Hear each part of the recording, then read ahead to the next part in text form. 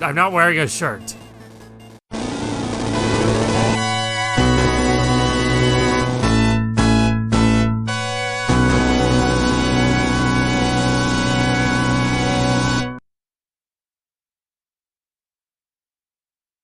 Happening upon an underwater passageway to Metafa, the land of the ancients, and the location of the key to the accursed door, one of 2 relics required for Darksol to revive Dark Dragon, the Shining Force engaged a wizard's party in combat to prevent the villain's utilization of the Shining Path.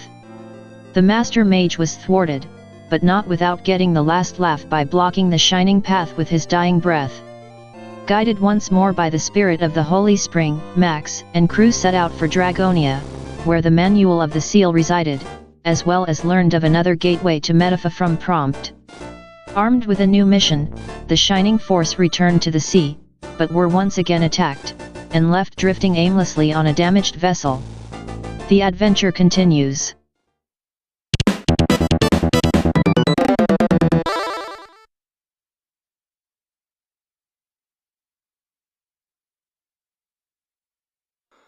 Chapter 6, Descendant of the Sacred Dragons.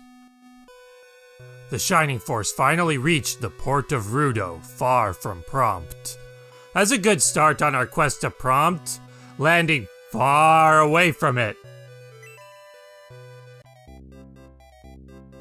Hello? You're up!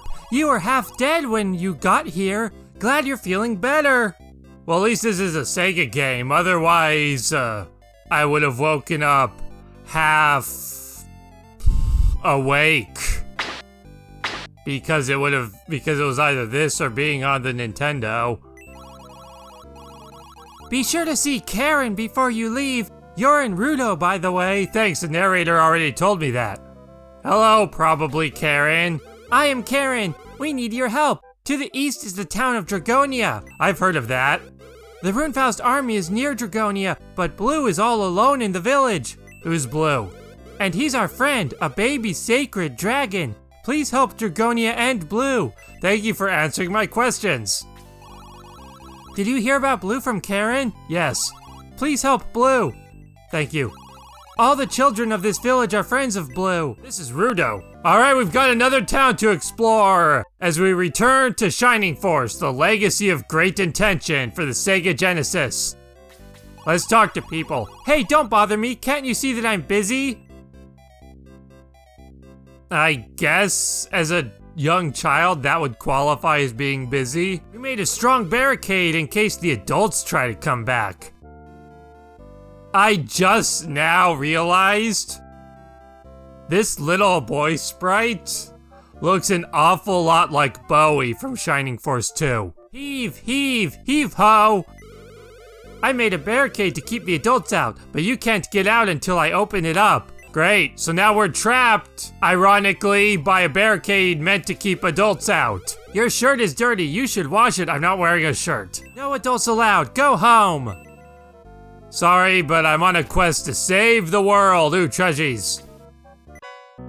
Healing Seed! Holy Staff! That's perfect! Now I can, get Lo a weapon that I robbed him of previously. Lo, here's your weapon. And with that, we have the best weapon for him in the game, because there's only 3 priest weapons in the entire game.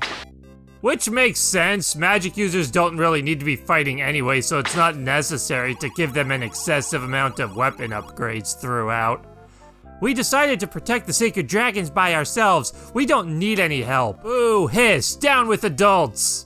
Yeah, let's see how you feel about that when you need anything. How are these kids gonna trade with other towns when they have no comprehension whatsoever of economics? There used to be lots of sacred dragons, but now there's only one, Blue. And as far as them perhaps growing their own crops and supplies, that could work to a degree, but you have to imagine at some point they would need to trade. And I don't imagine kids being able to do a very good job in regards to the negotiations there. I have no need for you, priest, but I'm gonna double check anyway, just for my own sake. Oh my god, I forgot to heal the poison. It's a bronze dragon statue that's not bronze. It reads, "Our dragon forever" on the statue. We kids can do anything. We even have a leader, Kain. Yep, all kids think they can do anything. Until they realize they can't do anything. I'm patrolling to watch for danger. This isn't where you patrol to watch for danger. Blue is a great sacred dragon. He cries because he's just a baby. You use that as an excuse for crying, yet you kids think you can run an entire town by yourselves. Grr. Be quiet, Brit. He's a guest. How do you know that? How do you know who I am? Before I even entered the room. For all you know, I could have been a threat that that kid just outside was patrolling for, but you're like, oh, he's a guest, let him in. It's okay. Who are... You just acknowledged knowingly that I'm a guest. Yet then as I enter your room, you ask who I am. You just proved the point I was making. About how you have absolutely no comprehension whatsoever as to the purpose of a guard dog. And if you can't even comprehend that, how do these kids expect to run an entire city? And what are they gonna do when they grow up? Kick themselves out? I'm Kryn, Karen's sister. I know lots of stuff. I read all these old books. This book has some great stuff in it. Should I tell you about it? Yes. The Manual of the Seal is a book that contains several chants. One of these breaks the seal on Dark Dragon, another renews the seal. The ancients used the second chant to bind Dark Dragon 1,000 years ago. The manual has been guarded by the sacred dragons for centuries. You must go to Dragonia to try to stop Darksol from taking the manual. Blue cannot do it on his own. But why didn't they just rip apart the pages in the manual that explain how to revive Dark Dragon? Keep the stuff about sealing him away just in case he does ever come back, but why would you preserve the details in the manual that tell how to bring him back? Why would that be a thing? I'm a merchant from Rudo. I can't do business here. Everyone here is a child. Thus addressing another one of my points, the fact that kids aren't going to be able to comprehend trade and are not, therefore, going to be able to be very self-efficient. There are so many things wrong with this town that I wouldn't have pieced together back in the day when I was playing this as a kid, but now I'm looking at it and I'm just like, this is just the most terrible idea. We couldn't just leave all the children alone, a few of us stayed. Speaking of merchandise, let's see what they've got here. Another new lance, a new axe, a new staff, which is actually worth getting, because I'm pretty sure the Guardian Staff also boosts defense, but it's only for wizards. Healers can't use it. Although I could be mistaken, I know for a fact the Guardian Staff increases defense in the second game, but I can't remember 100% if it does it in this as well. I'm gonna be needing chrome lances, but not quite yet, because the next battle I'm not going to be using any knights. And the battle axe, I'm actually forgetting off the top of my head if the battle axe is stronger than the heat axe or not. For the time being though, I'm just gonna get back to exploring the town. The children just adore Blue. To hats, why they're so concerned about the recent rumors. Bathing in the sun sure does feel good.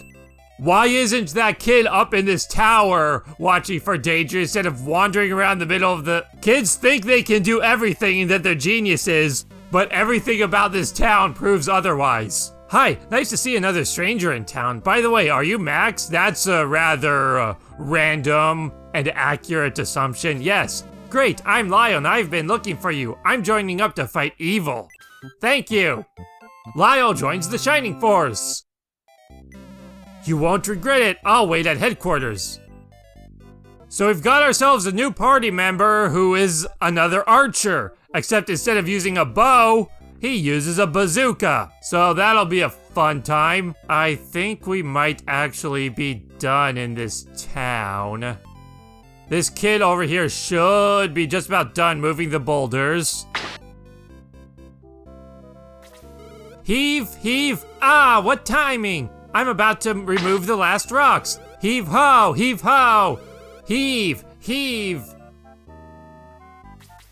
Pretty strong, eh? So we're about to leave Rudo to head to Dragonia to the east, but first I've gotta make my party preparations for the next battle. Be right back after we've talked to Nova. Woods and mountains are difficult terrains. Plan your attack carefully. Thank you, that's actually what I was just about to do. Let's get right on that. All right, we've got our team arranged now. This should suffice for the upcoming battle. It's gonna be outside with lots of forest and mountains like Nova just explained, so the focus is definitely on mobility, so I've got my characters who can move efficiently through rough terrain. Warriors are good at that. I'm pretty sure Gunts is unaffected by terrain, as is Xylo. We're finally gonna be able to see Xylo in action, although he's only at level 1, so despite being one of the best characters in the game, he's probably gonna underperform quite a bit in this fight, but we'll just have to see. Hans and Diane are also good, at least in forests, so I'm sticking with them. And other than that, just flying guys. I also removed Luke because he's already at quite a high level, so I decided to put in some lower level characters instead. So let's just equip our guys and then we'll be off. There shouldn't be much we need to do with the equipment yet. I think this is better than the heat axe. Okay, it is not, so we're not going to be buying that. So we need chrome lances. So I'm bringing Gunts and Kokichi, so I'll buy one of those for each of them for the time being. I don't need any for my knights yet, because they're not going to be participating in the next battle. Let's equip those, going from 29 to 33 on him. And then Gunts will also get an upgrade, wherever he is, from 34 to 38. Also gonna sell this gun I found previously for 3 coins. Better than just holding on to it since it doesn't do anything. Also might want to pass the power ring over to Xylo, because he's only level 1, so he's quite behind, so he's gonna need that extra attack boost if he's gonna want to be able to do much of anything. He's a character I've been wanting to save more for outside battles to take advantage of his mobility, but following him joining, there's really not very many of those for quite some time. These Guardiana fools must be stopped. Kain's mission is vital. Attack! Max, we must move quickly. Bleh. Max, you must quickly break through to Dragonia. So we've got this new battle to engage in with our forces of good and victory and whatever. I don't know what I was saying there, so whatever. As some of you may have noticed in the beginning of this episode and the previous one, I omitted the playview name that I had been using in most of my Let's Plays. And the reason for that is I've decided to drop that name because the reason for it has kind of become obsolete. Originally, the idea I had for that name was that I would play a game, then either review or discuss it afterwards, which I did do with Teenage Mutant Ninja Turtles. Also, real quick, this is kind of what I was talking about earlier about Domingo's movement. He can't move through mountains as one restriction to his mobility, so while he has somewhat flying attributes, they're more restrictive than actual flying units in that he can't quite go over everything, but he has the benefit of getting land effect, which true flying units lack. So as I was saying, the name Playview has pretty much been dropped. There's not really much of a point to it anymore because the idea, like I said, was to both play a game and review it, hence the name Playview. And I did that with Ninja Turtles, but then after that, I just wasn't feeling it. I meant to do a review or discussion video of Ranger X and Mega Man, and I might still do one or both of those eventually, but I just wasn't really feeling the idea at that point, so those videos just wound up not happening. And so at this point, I'm just like, forget it. I'm not gonna worry about the Playview name that I'd been using anymore. I'm just gonna start having these be me playing the games without any real particular title for the series. And maybe that way I can also come up with a bit more of a generic name just in general to videos that can maybe be a bit more consistent, like Gurvmlk Plays could be the Let's Plays, and then Gurvmlk Discusses could be like reviews and stuff like that. And then I could also use that same naming convention for other types of videos as well if I end up doing any of the other various ideas I have in mind down the road. Let's get a whack in with Lo with that fancy new weapon of his that allowed him to do 1 less damage than Guns. Domingo can finish this guy off before he has a chance to do any harm.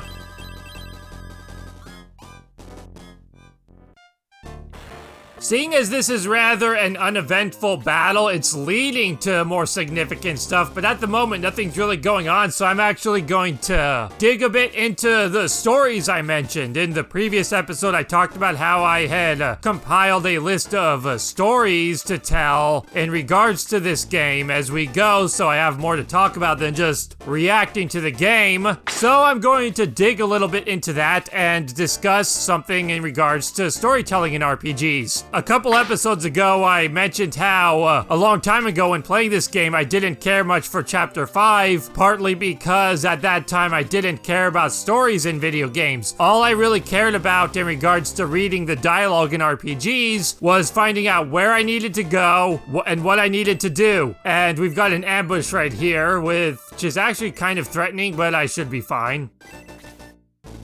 Oh no, they're getting their turns though, so this is gonna be painful if too many of them go all at once. I could lose some guys to that magic.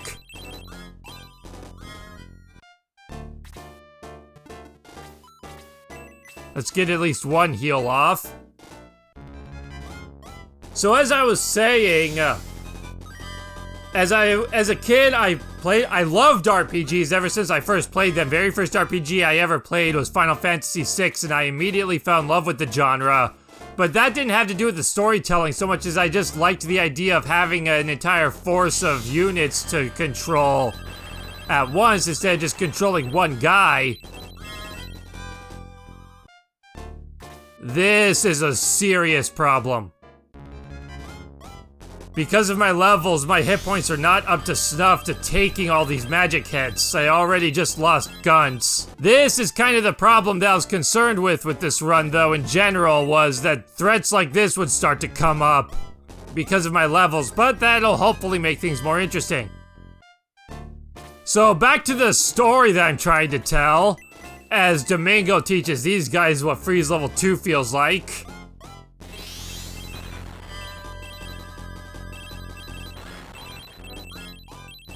So eventually, I realized the importance of storytelling.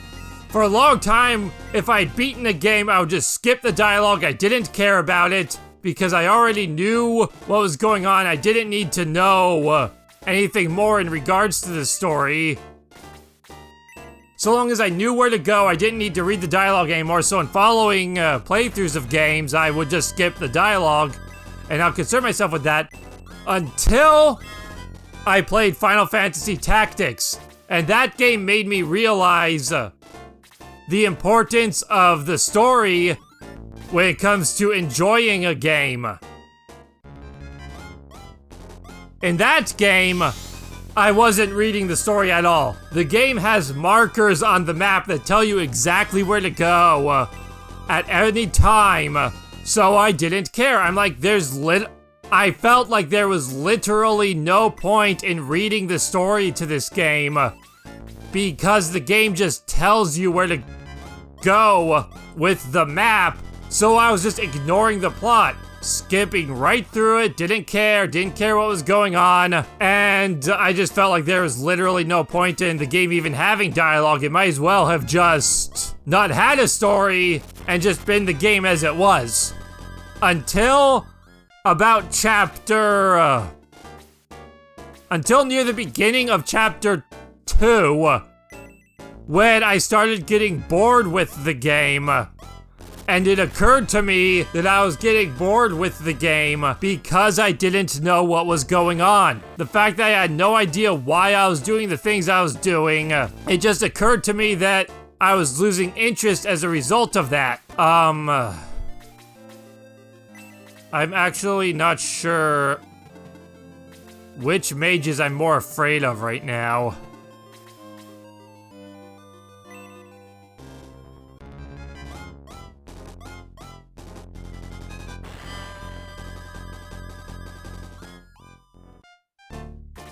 So that was just kind of an interesting experience. Because if this misses, I'm gonna be in serious trouble, but I don't want to get Kokichi near that worm. So that was just an interesting experience in regards to how my interest in RPGs and video games in general evolved, because that realization while playing Final Fantasy Tactics made it occur to me how much the story in a game can matter, especially in a game that's so long. If I'm playing like a beat 'em up or something, the story isn't very important. It's still nice to know, but it doesn't really have much of an impact on the enjoyability of the game. Domingo's running out of magic points way too quickly for my liking, because there's still a lot of battle ahead.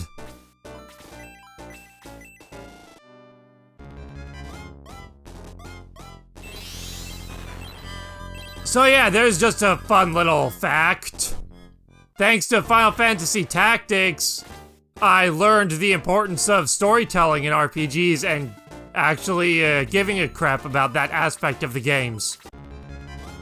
And as I said in the previous episode, there are more stories. I'll get to those as we go through the game, but right now I need to focus a bit more on success.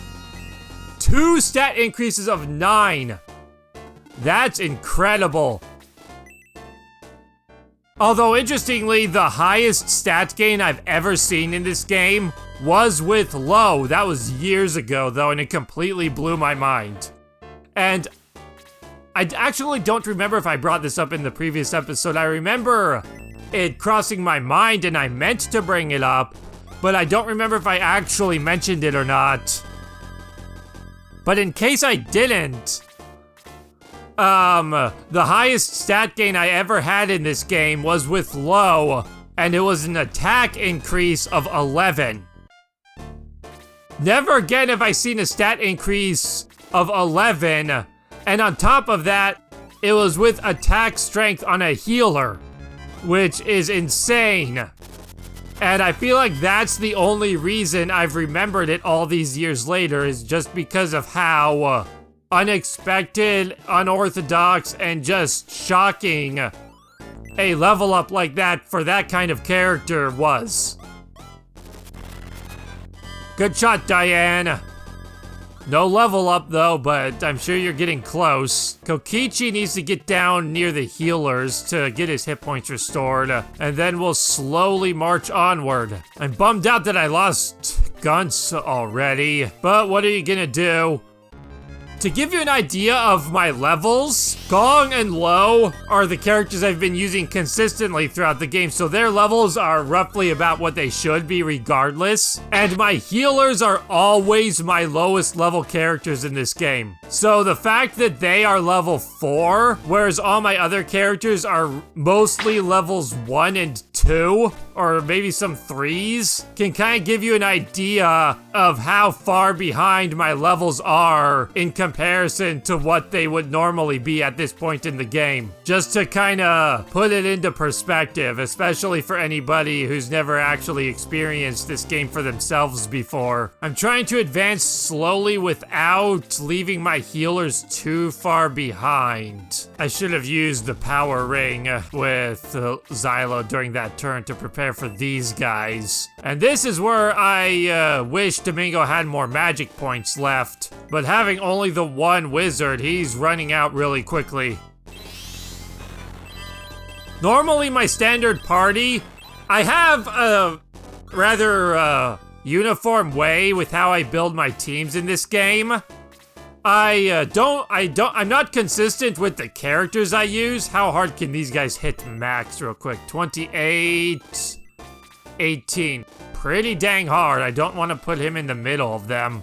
But generally speaking, I have a rather uniform setup with my party, and that damage is why I wish Domingo had more magic points left. Because these guys have such high defense, especially for how weak my characters currently are.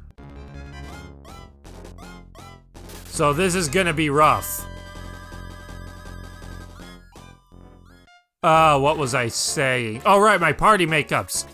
I have a rather uniform way with how I do it. I always have a generally similar team. I use different characters, but my team's makeup is typically rather consistent, such as I almost always have one warrior, either Luke or Gort. I just kind of alternate between them based on how I'm feeling, or if one is perhaps doing better with levels, I'll use that one.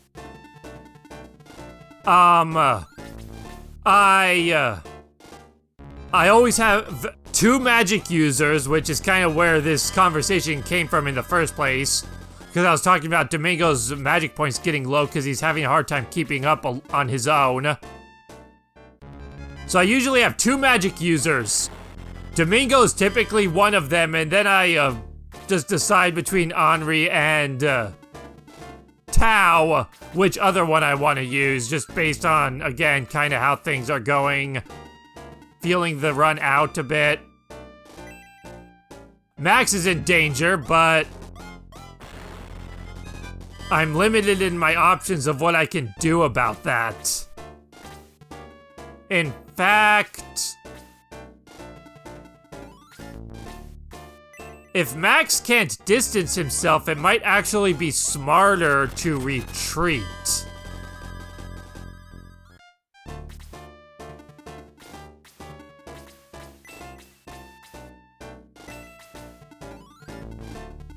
At this point, because neither Gong or Lo can reach him. And Max can only do 1 damage to these things anyway.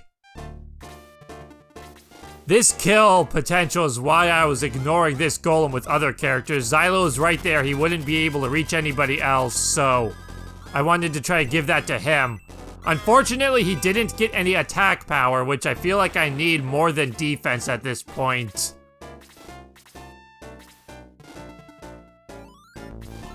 Alright, that should be far enough away that both of them can't reach. Domingo! Try to be a distraction, I guess, if you can manage to any capacity with that. Get Gort in there, he can actually hurt these guys. He's like my only person right now who's strong enough to do physical damage to these things, just about. I would have preferred somebody else being the decoy, but at least they're not after Max. Perfect. In regards to more technical stuff with this game, I do know that Domingo has a high targeting priority, because apparently that is a thing in this game. Max has the highest priority. The enemies will prioritize Max over other characters, generally speaking. Domingo, on the other hand, has the second highest target priority, so the enemies will also prioritize him heavily, which makes him a good decoy in situations where you need something like that. And with how tanky he is and how well he can get around thanks to his partial flying abilities, that's another strength of his. In addition to all of his magic powers and just overall awesomeness, he can serve that role as well of a decoy should he be needed. So even when he's out of magic points, you can still make good use out of him thanks to that.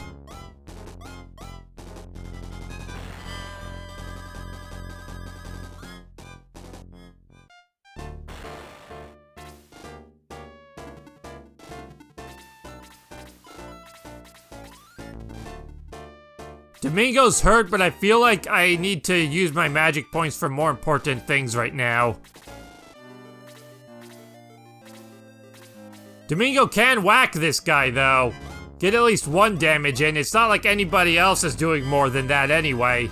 And it'll also keep him near the golem, so the golem will be likely to go after him because of the aforementioned attack priorities.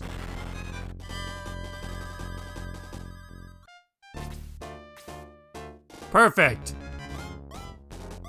That's exactly what I wanted. That was better than him going for Xylo, because Xylo, especially at his current level, is much more vulnerable of a character. Get another shot off with Diane. Slowly whittling this golem down. I can just imagine his body gradually breaking up with each and every hit we deliver.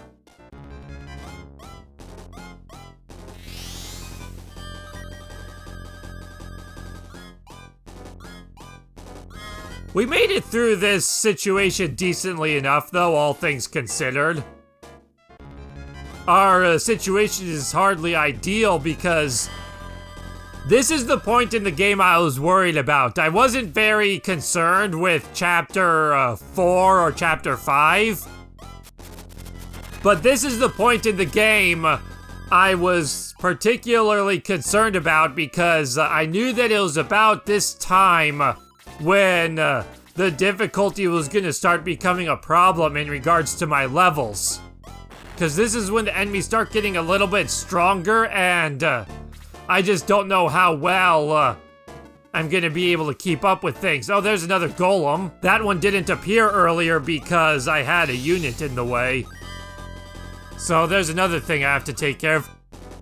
Would have been nice if it appeared before Ammon got her turn, but what are you gonna do? I would like to save this golem for somebody else. Domingo can take that hit, and it's likely he'll go for that, so...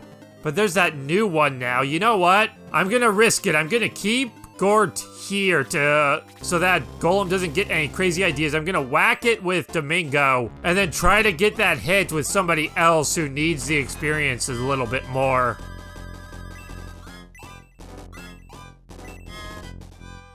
Normally, at this point in the game, I'm no longer concerned with experience point distribution. That's usually more of an early game thing, so I can get everybody promoted at roughly the same time. And as soon as I can.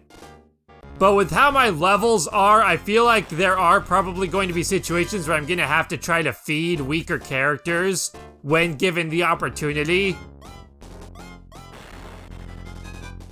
Oh, that's not good. Otherwise, my stronger characters are just gonna keep getting stronger, and I'll have my weaker characters just become completely useless.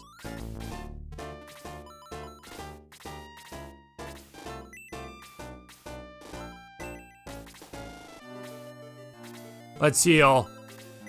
Part of me wants to attack with Gong, and then heal with Low, since Low can reach max, but even with a critical hit, Gong would only do 1 damage anyway, and there's always the chance that I could get a wonky turn order, which has killed Max previously in this run, and then he could be taken out before Low gets the opportunity to heal him.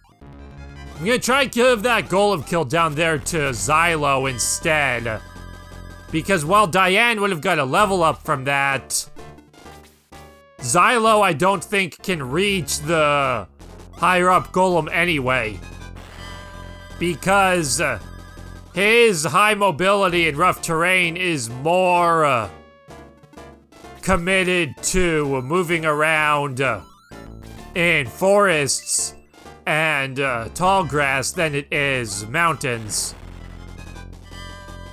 He still has good mobility in mountains, but it is hurt a little bit. Okay, so he could have reached, but that's fine. So long as I can get rid of this guy before he gets another attack off, it's all the same anyway. And I feel like in general, Xylo will probably be less frequently used than Diane. So he probably needs the experience points more anyway. Max returns the golem's double attack with his own.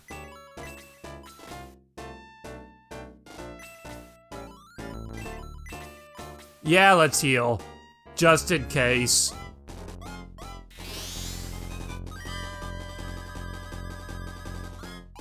I may have to heal again after that, but another double attack could put Max down. Let's keep Gort right where he is. He's in a really good position. Let's get Domingo a little bit closer so when the time comes, he can start drawing in enemy fire.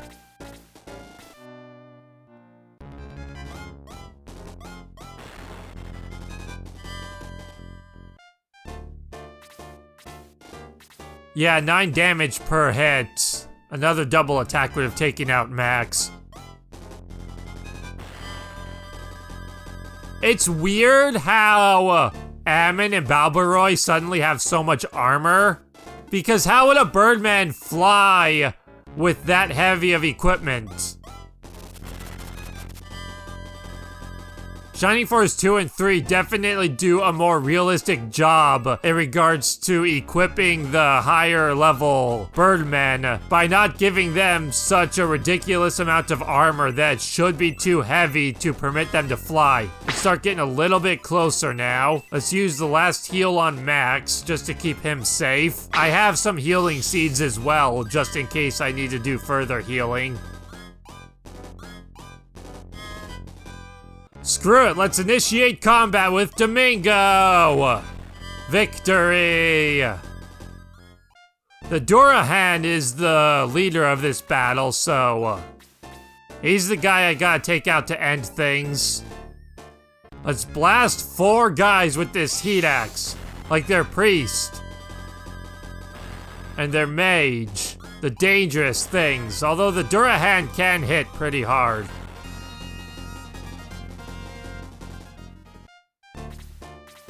It didn't move though. Let's circle Ammon around and try to get rid of this priest sooner rather than later.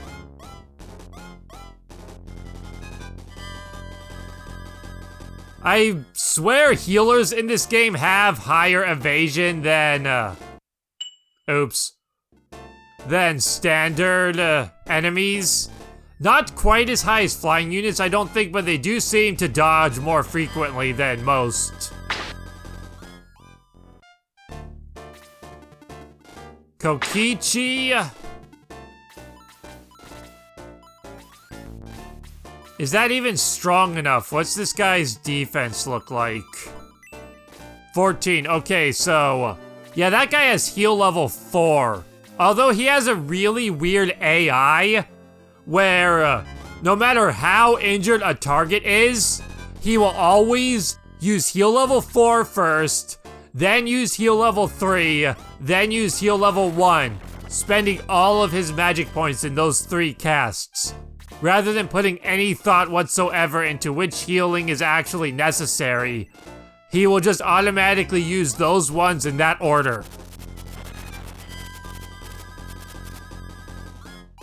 Another level up for Xylo, good attack power that time. Xylo's already starting to catch up a little bit.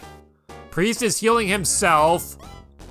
I prefer that over him healing the mage, I suppose. Although the Master Mage is interesting because even though it's not a boss, I believe Master Mages, despite not being bosses, they have the auto heal ability that bosses have. Which I've always found kind of interesting. Get Max a little bit closer in case we need him. I'm gonna put Domingo here. Because the Durahan is probably going to be getting his turn shortly. And I want to draw the attack to Domingo instead of Kokichi, because Domingo's just bait at this point. I'm okay with him being taken out over somebody else.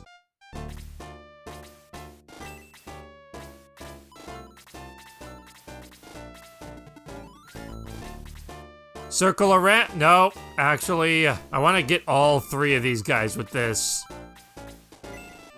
Circle around. Use the heat axe again. Dish out some more hurt, Gort. My warriors are really shining in this run. I mean, Gort and Luke are both good, but they're the ones whose levels are just skyrocketing, and they're doing so much for this run as a whole.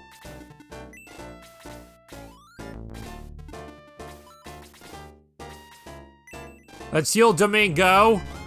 Try to keep him alive anyway so he can be further bait, although I don't like how cluttered everybody is at the moment in regards to this wizard, so I'm gonna try and get him taken care of over the healer.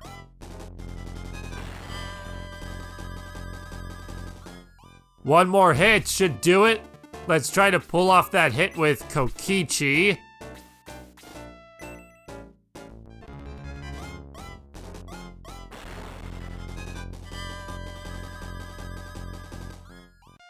He's got an interesting attack animation. Just whirl around and then use the momentum or centrifugal force or whatever from spinning himself around to just whack the enemy with his spear or lance instead of depending on his physical strength, which at his age, not to mention him not being a warrior in the first place, probably isn't particularly exceptional. One more enemy to go. We just gotta get this guy out of the way, who's a pretty tough enemy, all things considered at this point. As expected, he went for Domingo, which is exactly what I was hoping for. That's why Domingo's there. I'm not gonna waste another healing seed, though, to get him back up to speed. Get a whack in with Max. Let's just try to get this guy's hit points down as much as we can. As fast as we can. Another double attack, too, which is nice. Domingo attack. Oh, wait. I should have circled Domingo around to the top to get him out of everybody else's way. I got so... And sure enough, then Gort goes. I'm not gonna use the heat axe again, because it could get damaged. And at this point in the battle, it wouldn't be worth spending the money to fix it. I am, however, going to use the power ring to strengthen Balboroy since Xylo can't reach to attack anyway. Power ring is damaged, so I'm gonna have to repair that. Let's get Gong just somewhere. Kokichi. You attack from a distance. Keep the spaces open for other close-ranged characters who need this room to get in there. Circle Balboroy around, and whack with superpower strength. There we go, now that's a hit. Oh, double attack, perfect. And another victory in the books. You'll never beat Kain, shining fools. Max, you must stop Kain before he finds the manual of the seal. Onward! Yes, onward! Except not, because I need to go back to town and buy stuff. I'm gonna be needing more of those chrome lances for this next fight, and I'm pretty sure there's no weapon shop in Dragonia. So let's bring Gunts back to life, let's get our party ready, and then we will move on. I wasn't 100% sure, but I was pretty sure the Guardian staff didn't increase defense in this one like it does later on. And here we are in Dragonia with not town music. Welcome to my humble shop. Yeah, this is just an item shop though, so it's nothing special. Although, I think I'm actually gonna buy some healing seeds. Give one to Max in case of an emergency. Then I think I'm gonna go ahead and stock Gong and Low up as well, just to compensate for loss of magic points. I'll keep one space in Gong's inventory free though, just in case I decide to give him the power ring back for this upcoming battle, because I'm not entirely sure yet what I'll be doing with my party here. Because I'll get a chance to arrange the party later anyway. There's a scripted return to headquarters coming up, so I'm not gonna worry about doing that stuff yet. But here we are in Dragonia. There's not really a whole lot to see here, which I guess makes sense. I mean, it was a town of dragons before, so you'd think there'd be more houses than, more caves than houses. This door will only open for 2 heroes. Dragon's Shrine. The door opens for 2 heroes who come forward and show the way. So we're gonna need 2 heroes to open that door. Let's see what else we've got in this town. Hello, Boken. I actually forgot you had a cameo in this town. Hi again. This is Dragonia. So where are all the dragons? Is there anything else in this house? There is. I completely forgot about this. A broadsword.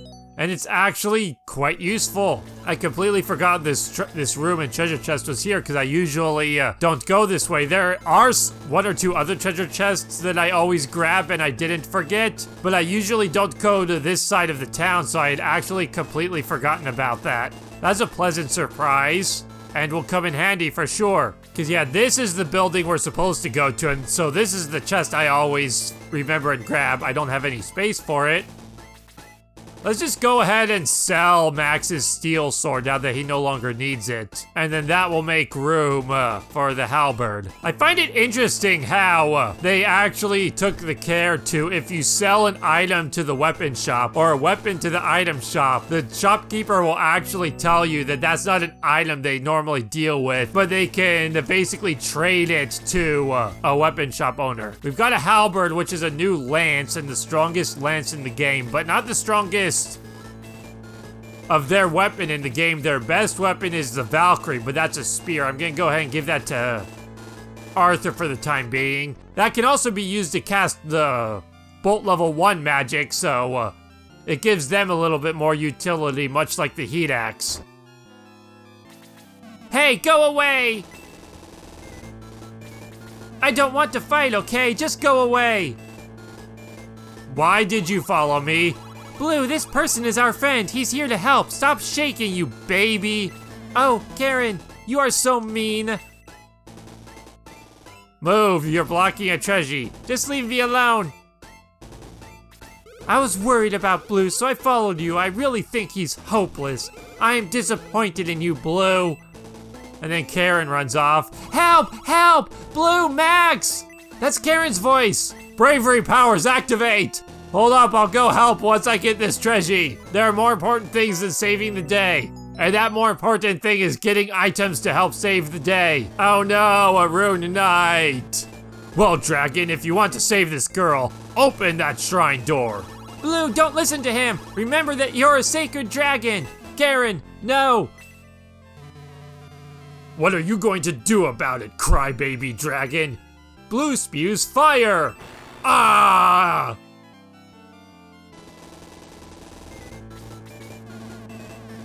I'm not very confident yet, but I'll try my best. Blue joins the Shining Force. Yay! You know, for how awesome dragons are and for how much people love dragons, it's a shame that more RPGs don't have recruitable dragons. But this is one of them and it's awesome. I'll return to Rudo. I have to tell everybody that Blue found his courage. All it took was me almost dying. Hello. Remember me, Max? Kain of Runefaust. Ready for your last fight? When I first started this Let's Play, I wanted to give Kain a Skeletor voice, but I didn't feel confident in my ability to replicate that. Not to mention, if I'm doing a long recording session, that kind of voice might wear on my ability to talk a bit, so I'm just gonna kind of stick with the generic, boring, deep voice that I've been going with. Go back to your headquarters and get ready. Then you'll meet your doom! Wahahaha! I am such a wicked and despicable villain that I'm going to let you prepare for battle instead of just killing you right now while you're alone and isolated. How devious of me! Wahahaha! And there's a priest here because we would need that. Give me advice, Nova, for our epic battle. This is a strange village. It would be sure death to face a powerful foe here alone. Thank you! Thank you for telling me that I'm going to die. And that there's no hope for winning this battle. I just realized I forgot to fix the power ring, which is a problem because now I'm unable to, because I'm stuck in this battle and casting aggressor retreat from the battle will just send me back into headquarters. So I'm basically screwed there, but that's okay. I'll make it work. I just can't get the power boost, which is gonna potentially be trouble because this is a boss fight.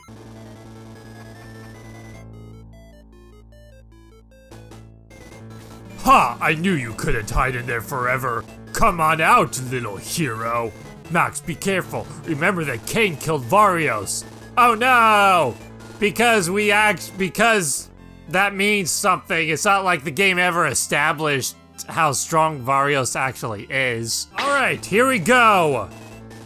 Hang on. Alright, so here we go. Our duel with Kain is here at last. We knew from the beginning of the game that we'd have to be fighting this guy eventually, and the time has finally come to put him down. Guns still has the mobility ring, so I screwed that up, but, you know, I'm not gonna worry about it. That's not gonna be like a major thing in this fight anyway. There's not any rough terrain. I don't feel like the mobility ring would be particularly significant, even if I did go back to get it. So let's start by having Mei not with the weapon equipped. Oops. Let's make sure our knights are equipped. I bought them all these chrome lances, but then I forgot to equip them. Good job, me. You know what? She missed anyway, so ultimately it doesn't make a difference. But it's still dumb. As per usual, with a battle that just has a lot of flat terrain, I brought my knights in to lay waste to people and be able to move around quickly. I've also got Lyle, who is a centaur as well. He's an archer, not a knight, but the fact that he's a centaur still means he's not very good in rough terrain, so he'll be seeing very similar use as the knights throughout the game. Just blowing through these gargoyles. They're flying enemies, so they can be tough to hit, but they're not particularly dangerous foes, fortunately. Especially because they have muddle. The fact that they have that magic actually makes them easier, because they can wind up wasting their turn with that useless garbage instead of actually doing something effective. I am just swarming these things with my knights though, which is a good start to the battle. Get Arthur in there. He doesn't quite have any magic yet. Otherwise I could take this enemy out for sure. I believe level 4 is when he learns Blaze level 1. Kind of late to be learning that magic, but he doesn't get good magic anyway. Just Blaze, Freeze, and Bolt level 1. So his magic isn't anything remarkable. After the gargoyles, we've got this wall of guys, and then beyond that, it's the fight with Kain, so there's really not a whole lot to this battle. Mei just tried to punch a gargoyle without a weapon equipped. I don't need her to be muddled of all things. If muddle actually inflicted confusion, like you would assume, it would actually be a good thing that I made the mistake of accidentally not equipping her, because it would keep her from hitting my guys back harder. That's not the case though, so all it really did was just make her attacks less accurate. I get what they were going for. Since gargoyles are flying, they have increased evasion, and then they can also make you miss. But they can only hit one person with that, and then you're just gonna swarm them with all your other guys anyway, and probably take them out before they can take advantage of the fact that, oh, you're missing, now I can start taking you out, instead of just starting to take you out and being defeated themselves by their next turn most likely anyway. So I get the tactical concept they were going for with it, but I just don't think it works as well as the game developers probably hoped it would.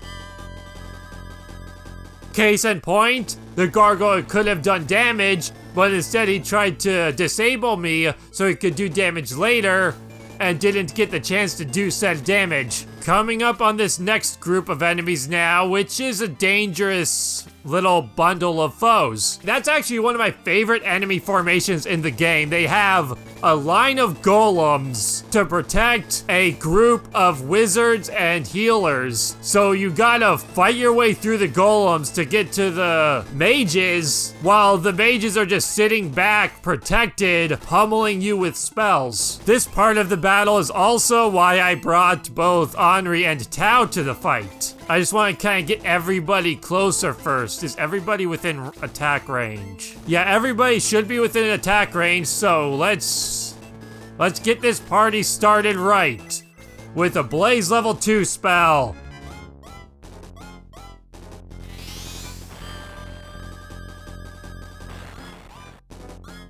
Start softening up these golems. They're supposed to be the protection for the wizards. Get a solid level up, freeze level 2, wish I had that just a moment earlier. Also, they don't move, which is weird. I mean, I get they're staying in that threatening formation, but still, it kind of makes it feel less threatening when that's the case. Use that halberd, cast more magic. We can finally see Bolt level 1 in action. And now he should learn Blaze. No, still? When does he learn that? I thought it was level 4, but I must be getting confused because of Slade from Shining Force 2. Because he's similar in that he starts learning magic once he's promoted. And it's level 4 when he learns his first spell. So I'm probably getting the two things mixed up. I don't think Lyle's quite strong enough. I gave him the power ring because the power ring is damaged, so I'm not going to be using it as an item anyway. So I decided to give it to Lyle so he can combine the power boost with his long attack range to get the most out of its effects. Otherwise, I would have stuck with the standard plan of giving it to Gong so he can have it as backup to power up other characters if need be. Speaking of which, let's go back to that hybrid concept for a second. Gong, level 4, attack 25. Low, level 4, attack 36. Why is Gong a thing? And look at their spell arsenals. Low has 3 more spells than Gong. Gong just has heal level 2. Why? Why did they screw up Gong so badly? How difficult could it have been to make the character good? All they would have had to do is just have glove weapons like they did in future Shining Force games. Or give him attack boosts for his level ups, similar to somebody like Xylo, who also doesn't use a weapon. But instead, they just completely ruined the character's potential. Get that healer out of the way before he can cause any problems, and deal a good hit to that mage as well. Now that mage will probably hit 2 or 3 people with freeze, but it's a worthwhile trade-off given the situation, yep. Part of me hoped he would only hit 2 people and not move. But, come on, survive, yes! Everybody just narrowly survived that, although they're all very close to death, so I need to get rid of this golem. Or at least draw his attention away from those other people until they can retreat. At least now I have characters who can actually... Oof. Dodge. Oh, that's rough. That's gonna be painful in the long run. Now I really gotta get rid of that mage up top. I was hoping that Ken being right next to the golem would distract it from going down there. But that didn't play out as I hoped it would. Which isn't a surprise, because Tao was within kill range. But I was still hoping that it would work.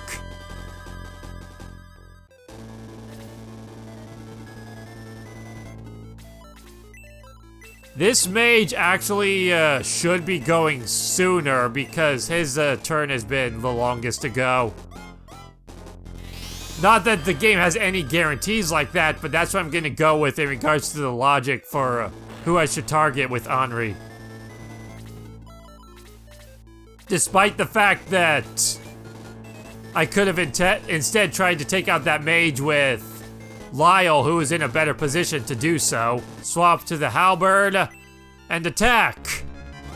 The halberd is stronger than the chrome lance in addition to having that magic power. I have it on Arthur for the time being, but once I've learned Blaze at least, I will probably change that up so so a different knight can have access to some magic powers in addition to basic attacking. This battle's already almost over. It's a boss fight, which makes it significant, especially because it's against Kain, and that lineup can be dangerous, especially if you're unaware of how they move, because then you'll be worried about trying to get at them quicker than you really, and more aggressively than you really need to. But other than that, this isn't a particularly troublesome or long fight, especially compared to some we've already been doing. Kain is extremely dangerous though. I shouldn't have much problem defeating him, theoretically.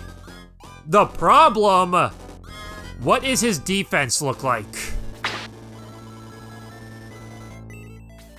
The problem is going to be how effectively I can hurt him at these levels. Especially now that I just lost Tao, who would have been very useful for taking out the group of other enemies surrounding him. Hopefully we'll manage though, but I might have to retreat, because my attack power isn't the best with everybody, and Kain can do a lot of damage back to me. Especially because the power ring is damaged. That's the biggest issue. I really dropped the ball with that because I'm not in time. I might have to grind simply because I'm not sure if I'll be able to do enough damage to Kain to be able to actually defeat him because of his evasion and auto healing. Not to mention all those other enemies that are grouped together with him that I'm gonna have to worry about as well. But we'll see how it goes. Found a Yoji with Lyle. That's not going to help me in any way, but I've got it. Since Gong's level is lower, I'm gonna focus on having him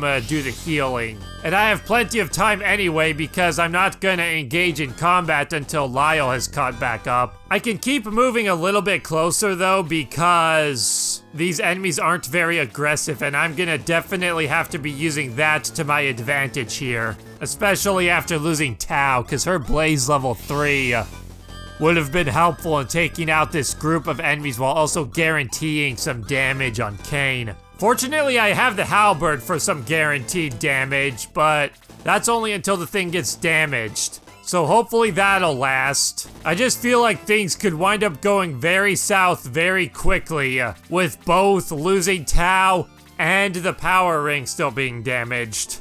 But that's part of the fun! It's nice having the game be remotely challenging for a change. I just hope it's not so challenging that I have to grind, because I would like to avoid that as much as possible. Save for the grinding I just did with Lyle and Blue, but as the text on the video should already explain, that's because that's grinding I normally do. If I'm going to be using Lyle and Blue in a save file, I always grind them against those gargoyles, because it's just such an efficient moment to do the grinding, and they're already so far behind. My levels are usually like 5 or 6 promoted at this point, and suddenly I get these 2 new characters who aren't even promoted yet, so naturally I want to get them at least promoted. I usually don't grind them anywhere beyond that though. I just get them their 1 or 2 levels they need to promote and then leave it at that. And this is where I'm going to be abusing the game a bit. I already know that these enemies aren't gonna come after me past the staircase, so I can snipe some of them with Lyle, get maybe a level up or 2 with him, while also diminishing their forces a little bit, but I'm only really gonna be able to reliably take out the Durahan and the mage like this, although if I attack Kain, I should also be able to deplete the healer's magic points before heading up there, which I'm going to attempt as well. But for the time being, Lyle's just gonna keep shooting this guy. get a much needed level up. And I would get my knights in there as well, but I feel like they need that a little bit less. Although they're also kind of weak. You know what? May only needs 2 experience. Is anybody else that close? Ernest is close. Pell is right there as well. Vankar's also right there. Let's get May in there, because I'm pretty sure they won't engage. Even if I'm right here, they shouldn't come after me past the stairs. So I'm gonna get this level up with May. Another great tanky level for her. I should still be safe. They're not moving. Shoot this guy again with Lyle. That's it for that. Now I need to get Pell in there to whack this guy and get that same level up that May just got. And this will also get me more experience from healing for Gong. Just taking my time. My party is not strong enough to approach this in a reckless fashion. That's good though. More strength with Gong. That gets him a little bit stronger. His attack power, he'll still only do 1 damage to Kain, but it's better than nothing. Not attacking that Durahan yet. Because, with Lyle, I mean, because I want to get this whack with Pell now to get his 2 experience points. Aim and fire! Deadly attack of 11. I'm actually going to give the halberd to Vankar, so that Vankar will be able to blast them with a bolt spell once I'm up there. And that should get him his level up as well, to get him up to level 3. I'm not quite ready to engage yet. Like I said, I want to see if I can use Lyle to shoot Kain and not kill him because of his auto heal. Oh, wait, no, wait. I don't think this is gonna work. It did that, but now Kain. Oh dear. At least I got the mage to waste his heal level 4 before a lot of stuff was done, but I just realized Kain can blast Lyle from there, so screw it. Attack! Kercha! I'm not in a good position to engage, but let's do this. The halberd's damaged. That's fantastic. Good level up, though. Lots of survivability for that. Let's get Arthur closer, but not engage yet. Same with Lo. Lo might actually need to be a fighter. See? Oh, dear. Okay. Max, run. Get the hell out of here because Kain can one-hit kill. Kain has the Sword of Darkness, which he can use as an item to cast D-Soul, which is an instant death attack. Weirdly enough, he has magic points, but he can't use them for anything. Let's cast Freeze level 1. Vankar being up there could actually be a good thing, because he can keep the mage and Durahan occupied, which could prove to be extremely beneficial. I'm gonna have to hope for some critical hits, because I can't hurt him with my fighters the way they are.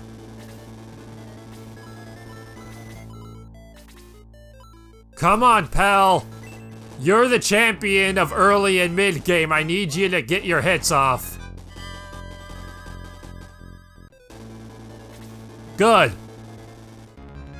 Just as long as he's not using his magic points to heal Kain, things will be much more in my favor. Vankar, go for the Durahan. Try to get him out of the way before he starts attacking people. A solid hit, yes! A perfectly timed double attack. People rag on Vankar. I've seen, like, the fandom and such. I frequently visit a Shining Force forum, and people don't like Vankar. They consider him one of the worst characters in the game, and maybe he is. Maybe I'm missing something. Maybe there's something I'm overlooking or not considering. But for me, he's always one of my most used knights, and I've never understood quite what the problem people have with him is. It's just beyond me. It's something I've never experienced for myself. I've never experienced any issues with him, so I don't know where people's complaints are coming from. I'm gonna have Arthur go after the priest because he would only hit Kain for 1 damage anyway. So I'm gonna focus fire a little bit with that. Okay, I'm hitting Kain a lot better than I thought I was going to. And maybe he doesn't have auto healing? I could have sworn he, like other bosses, do, but maybe he doesn't. Ow!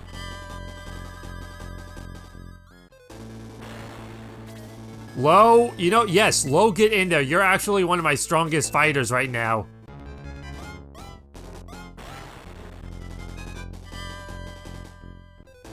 Max, stay hiding.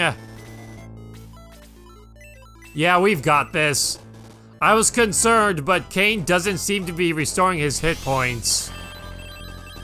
And even if he does, I'm managing to do enough damage that it shouldn't be a problem.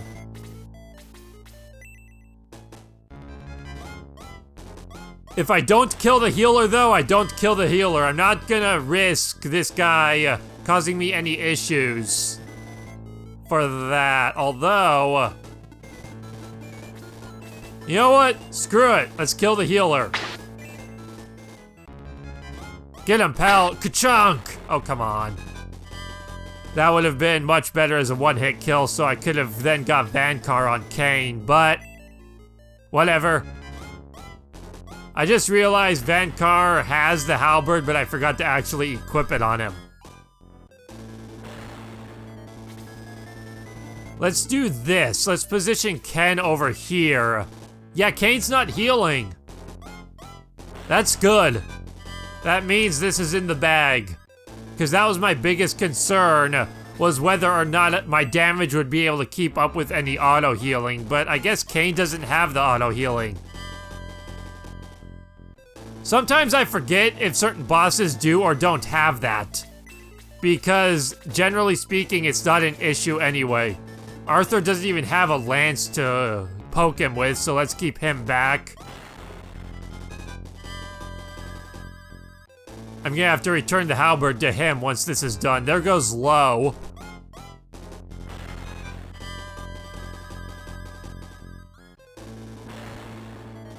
Max, continue hiding. And let's finish him off. Kain won't survive another round. 1 hit point left. I don't care who gets the kill, just whoever gets the opportunity to attack him first will get the kill.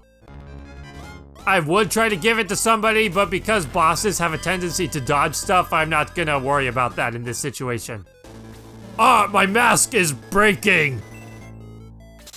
Well, where am I? I remember now. Darksol masked my face to control me. What have I done?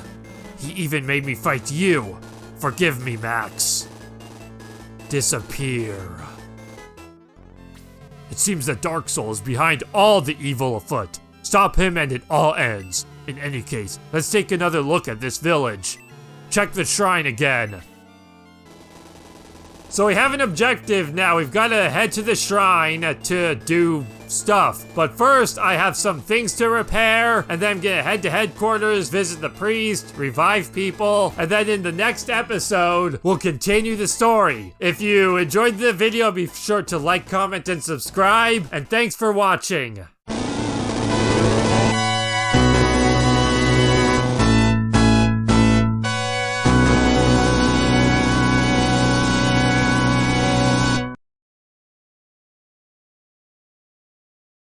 Well, here's the little hero coming for my sword of light. Take it if you dare to. This is the wrong door, because this weirded out my friend and I back in the day. We must keep that manual from him. So while we're doing this, let's take a look at another one of the stories I have. The manual is gone. I did not expect that. That's actually a problem. And Max is confused. We're kind of screwed at the moment. You may have noticed, obviously. So let's die here. But I'm okay with this. Ow! Never mind.